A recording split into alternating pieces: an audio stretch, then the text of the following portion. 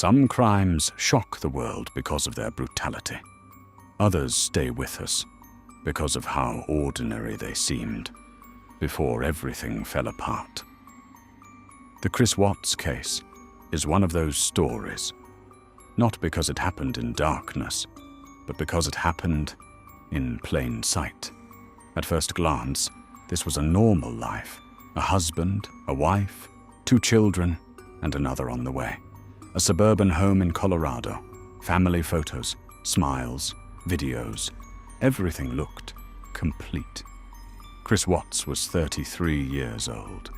He worked as an oil field operator, a job that often required him to work alone, driving to remote locations, checking equipment, spending long hours in silence. People described him the same way. Quiet, reserved, easygoing, the kind of man who didn't argue, didn't stand out, didn't create problems. There was nothing in his past that suggested violence. No criminal record, no history of aggression, nothing that would make you look twice. And then there was Shanann. She was different, outgoing, confident, expressive. She shared their life online, moments with their daughters, family milestones, pregnancy announcements. To the outside world, they looked like a happy family. But behind that image, things were beginning to crack. There were financial pressures, there were tensions, and there was something else. Chris had started seeing another woman. Her name was Nicole Kessinger, a co-worker. To her, Chris presented himself as a man whose marriage was ending, a man ready to start over, a man free. But that wasn't true. Chris was living 2 lives, one inside his home and one outside it. Investigators would later find that he searched online. Can you be in love with 2 people at once? But what he wanted was not to choose. He wanted escape. And slowly, that desire turned into something darker. On the night of August 12th, 2018, Shanann returned home from a business trip. It was late, she was tired, she was pregnant. The house was quiet. Everything looked normal. By morning, she was gone. So were their 2 daughters, Bella and Celeste. At first, it looked like a missing persons case. Friends became concerned. Police were called. Chris spoke to the media. Standing outside his home, he asked for his family to come back. His voice was calm, too calm.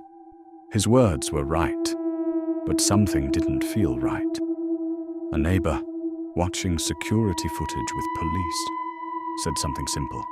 He's not acting right. There were no signs of forced entry, no struggle, no evidence that she had just left. The house felt untouched, and that silence became suspicious. Investigators began to look closer. Chris agreed to questioning. He agreed to a polygraph test. He failed. That was the moment. Things began to shift. At first, he denied everything.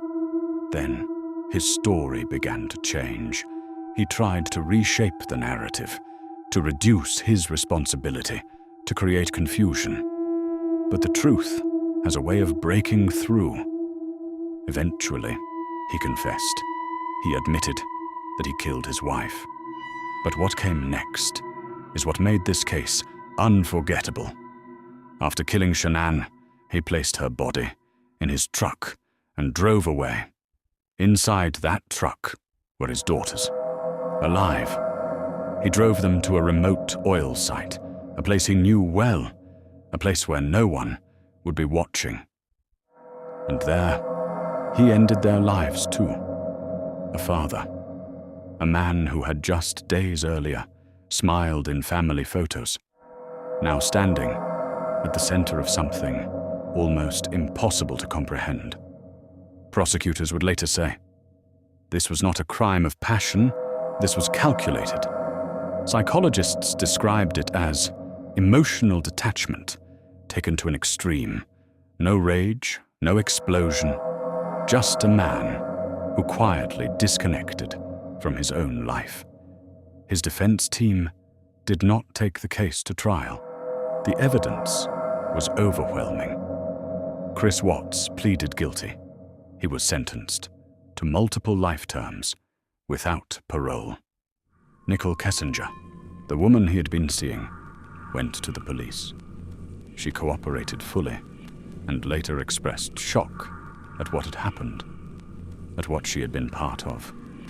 But even now, people still watch that interview, the one where he stands there, calm, still, asking for his family to come back, and they wonder, how does someone look so normal while hiding something so dark?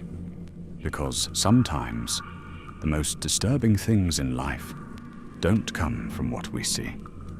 They come from what we don't.